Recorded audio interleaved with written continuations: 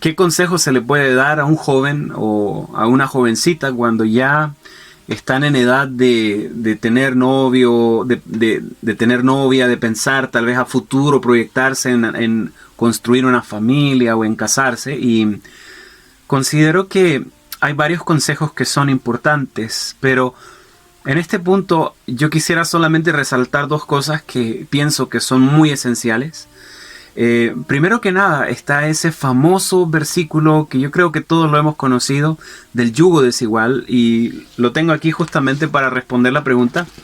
Se encuentra en 2 de Corintios capítulo 6 y en el versículo 14 nos dice: no os unáis en yugo desigual con los incrédulos, porque ¿qué compañerismo tiene la justicia con la injusticia? ¿Y qué comunión la luz con las tinieblas?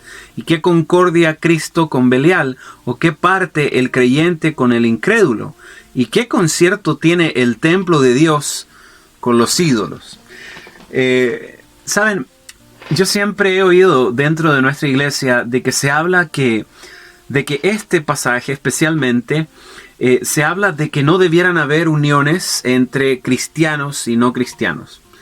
Y yo considero que es algo muy real, considero que es algo muy correcto. La inspiración dice de que en solo 1 de cada 9 casos, la unión de un incrédulo con un creyente termina en algo bueno, ¿bien? En que finalmente el incrédulo realmente se convierte y los dos pueden tener una familia cristiana que vaya en crecimiento. En mi experiencia personal con mis amigos he descubierto que eso es muy cierto.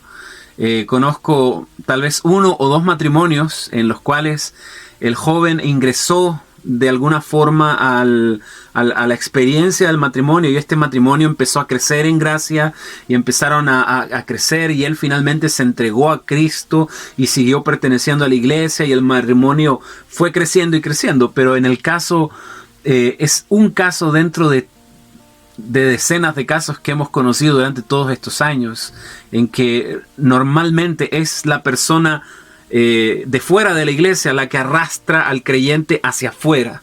Bien, es muy extraño que el creyente pueda arrastrar hacia adentro al que no es creyente, y es una realidad y es algo complejo.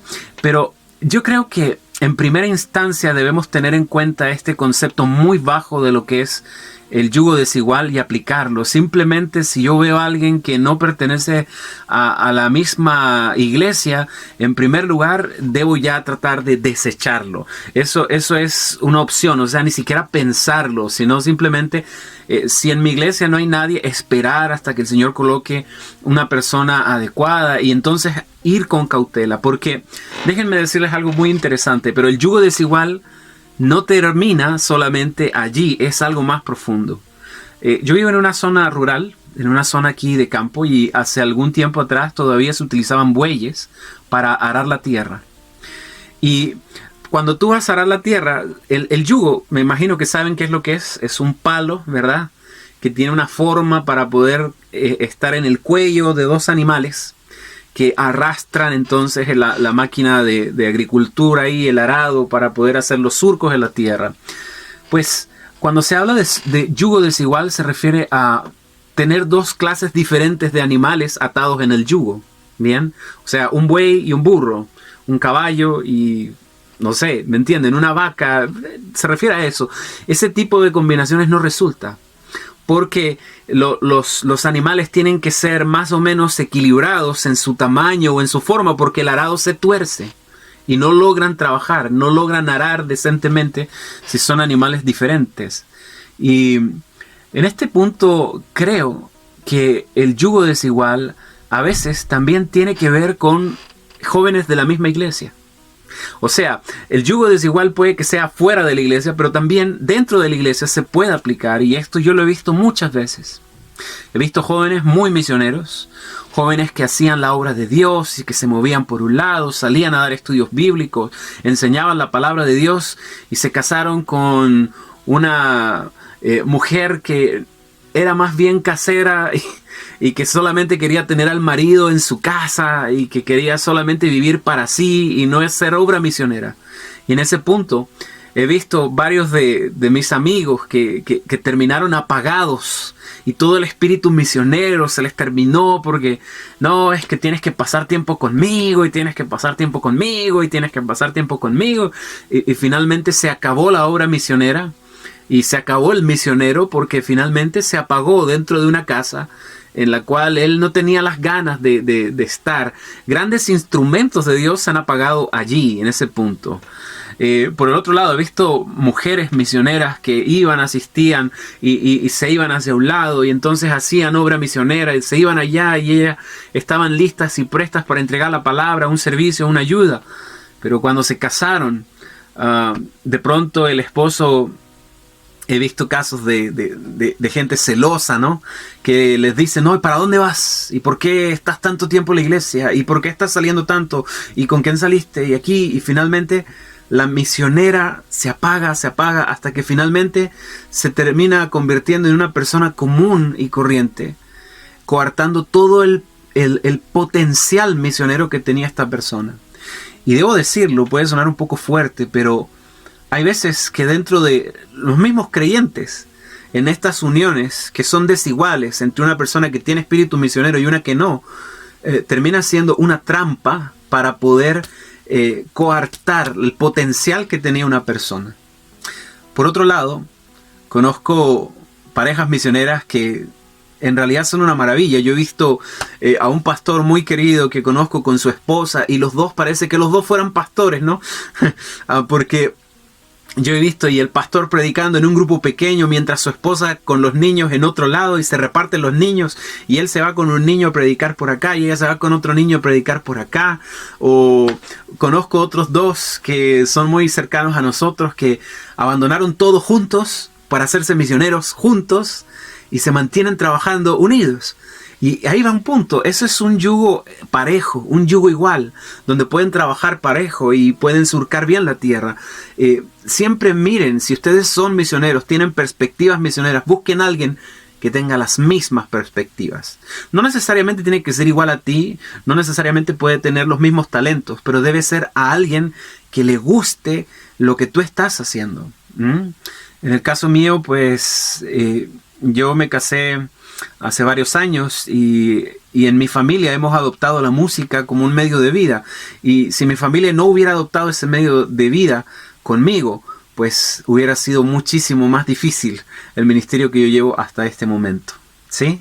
Entonces, en primera instancia, el primer consejo es tengan cuidado con el yugo desigual. ¿Bien? El yugo desigual, en el yugo desigual lo que hacemos es reducir las probabilidades de equivocarnos grandemente. Porque en esencia, queridos jóvenes, y esto es algo muy importante, en un matrimonio puede que tú conozcas a una persona casi toda tu vida y si te casas con ella, después de casado vas a descubrir sorpresas. Sorpresas agradables y tal vez desagradables. Y yo les digo, yo no sé, llevo tiempo ya de casado y les digo que hasta el día de hoy mi esposa me sigue sorprendiendo. Y hay cosas en las cuales yo también creo que la sigo sorprendiendo a ella, para bien o para mal, no sé. Pero uno nunca se termina de conocer. Por eso cuando tú estás buscando ya no fuera de la iglesia, sino dentro de la iglesia, las posibilidades de equivocarte se acortan. ¿Bien?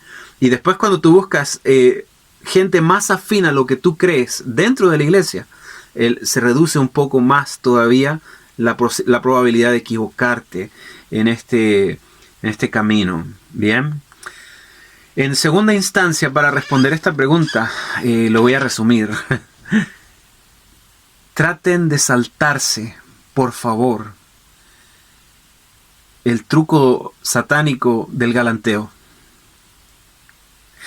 Yo no sé si me entienden, estamos en un tiempo en que todos pretendemos ser mejores de lo que somos, ¿bien? Para cuando uno está de novio, yo no sé, yo he tenido amigos que son sucios, que no se bañan, que nunca en su vida, ¿verdad?, se han preocupado de alguna forma de su presencia, pero cuando van a ver a la novia, se bañan como nunca, se afeitan como nunca, se perfuman, ¿verdad? Y todo para mostrar la mejor versión de sí mismo ante la otra persona. ¿Bien?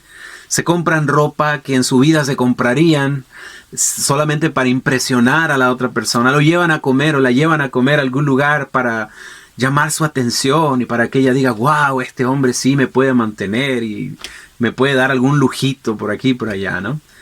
Y yo encuentro que hasta cierto punto eso es algo saludable, ¿no? En el caso de la mujer, no, la mujer, por supuesto, ¿no? La mujer tiende a producirse a sí misma, a colocarse alguna cosita por aquí, por allá, y de alguna forma cambian la forma de hablarse, de comunicarse. Yo siempre recuerdo una amiga muy querida que vive por aquí, que la fui a visitar, y cuando yo llegué, ella estaba hablando con su novio. Le decía, sí, mi amor, por supuesto que sí. Claro, cuando tú quieras, de aquí a allá. Y le hablaba así, como que estuviera flotando sobre una nube. Y de repente ella va, cuelga el teléfono y su hermano andaba por ahí y le dice, oye tú, y bájate de ahí. No, quiero que te hagas esto y esto otro. Fue algo chocante porque yo estaba ahí parado y yo la oía hablar tan dulce, tan suavecito y de repente ¡guau!, se transformó. Y en ese punto creo que todos tenemos algo ahí en el momento en que nos estamos buscando de novios. Nosotros, cuando yo ando buscando novia, no quiero mostrar lo más feo de mí, ¿bien? Pero debo confesar que yo soy un antirromántico. Por lo que cuando yo estaba en el tiempo de mi noviazgo, yo tomé a la que ahora es mi esposa y en algún momento específico yo le dije, ¿sabes qué? Tengo que hablar contigo. Y cuando estuvimos solos, yo empecé a contarle las peores cosas que yo he hecho en mi vida. Y luego de decirle eso, le empecé a decir, además de esas cosas, le dije yo, soy orgulloso, a veces soy hiriente, a veces soy un poco flojo en algunas cosas. Y le empecé a decir esto, y esto, y esto, y esto, y esto. ¡Wow! Cuando voy levantando la vista, ella estaba llorando. Ella me tenía en un pedestal muy alto y yo me caí. Y entonces ella se fue llorando. Yo pensé que todo se había acabado, pero en algún momento ella retornó hacia mí y me dice, bueno, si tú eres así, entonces quiero que sepas que yo soy así, y soy así, y soy así, y soy así. Y ahí me fui llorando yo. No, mentiras. Pero creo que se entiende la enseñanza o la explicación.